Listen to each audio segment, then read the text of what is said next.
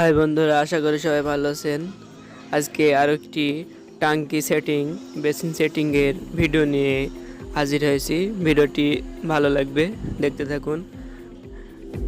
যারা চ্যানেলটি এখনও সাবস্ক্রাইব করেননি সাবস্ক্রাইব করবেন।